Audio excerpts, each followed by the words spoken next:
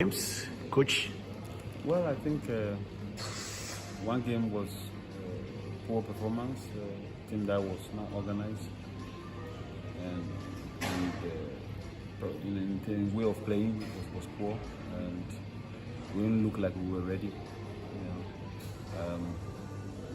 And another match that was well organized in terms of keeping the team shape, not allowing the opponent to play, not giving them too much space, which we did it with very good understanding. Communication was there. We were ready at every given moment, and as a result of that, the opponent found it difficult to function very, very well. We frustrated them, and then we had our chances. Well, so you played 2 games using almost 2 different sets, having made 5 changes to the team that lost to Mali 3-0. So I'm sure that the purpose of coming to Turkey has been well achieved. Of course, I'm very, very happy at least to have an idea of the players, what one can do, what cannot do, and of course, which positions the players will play and be effective in that sense, and also the system of play. And so it's giving me a clear idea of what to do in the coming future, in the near future, and it's a very good one, a very good exercise for us. I'm sure you wouldn't want to single out any individual for praises, but I mean, especially against Qatar, Tariq Fosu, Samuel Owusu, Benson Annan, Thomas Partey, Baba Idrisu, almost the entire team were exceptional. We function. I mean, that is the word I want to use. We all function as to what to do at every given time.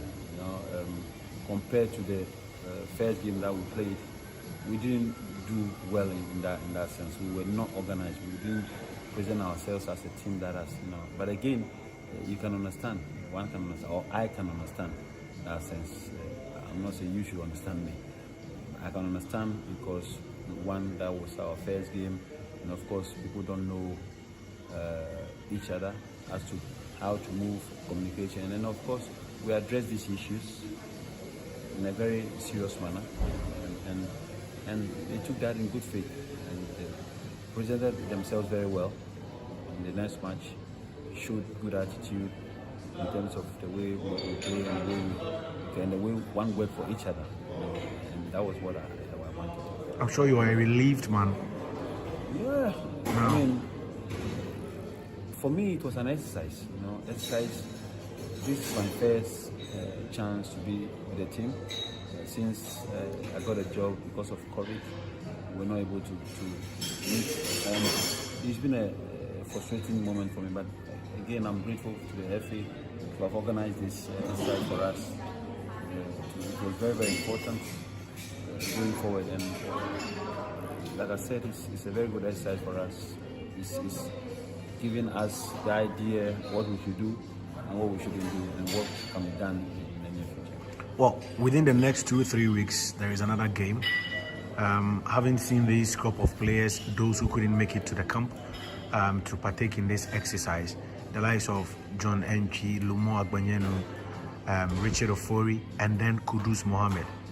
Yeah. It must be tough for you around this time trying to think of the next set of players for our qualifier. Well, it is tough enough to get them on board, and everybody has shown his talent, what he can do, what he can, and most probably, if we have around 40 players in our data, it means that when we are going in the match and we know what the opponent can do, we look at the qualities we have and what can be effective for us, what can be efficient at the end of the day, and make a call out.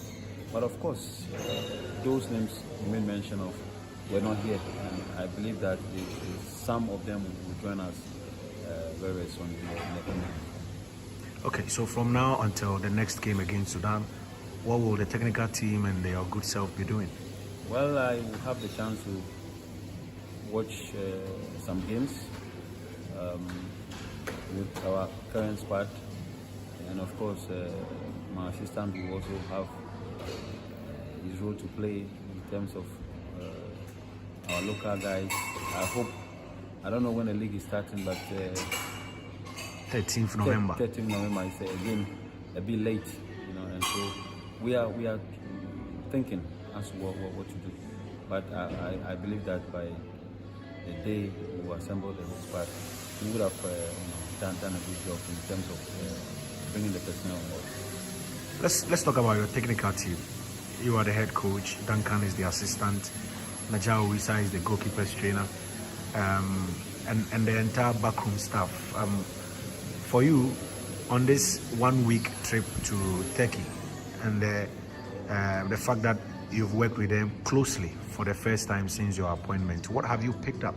Do you think that this group of individuals make a winning team? Of course, like you rightly said, we don't know each other well until here, and not only this has helped us playing, but it has also helped us knowing each other. What I want, what I don't want, what they want, what they don't want, and we always have a review. Even this morning, we just had a review of yesterday's match, and we disagree and agree. The ultimate is for us to be successful at the end of the day, and that is what we're working towards. We will continue to improve. Not only the players improved, we also improved in terms of preparation towards a match. And I think after the first loss, we reviewed it. We spoke a lot about things we didn't do right, And in the second game, we improved in that sense, and I think it helped all of us, and we're happy. We want to continue to improve in that area. We want to discuss issues when one is not happy. It needs to be discussed, and then like I said, we will disagree and agree. But at the end of the day, we're working towards a goal, and that is what is important. Finally, your predecessor played 2 games. You were then the assistant. I'm talking about the AFCON qualifiers. Your former boss played 2 games, beat South Africa, beat Sao Tome, and then you have taken over. You lost your first game, friendly, won your second game convincingly. Next month you are going back to the AFCON qualifiers and against Sudan. Are you in any situation feeling any heat to be able to continue from where he left off? Of course, we want to continue from where he left off. Fortunately for me, I was there before he left, and I'm continuing from where he left.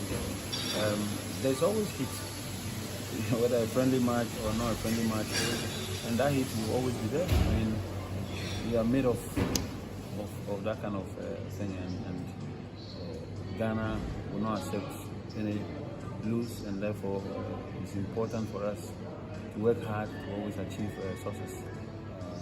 We've got to be alert when we do things, and I strongly believe that once the boys come in numbers, to honor that match, we will do our best to get a win. Thank you.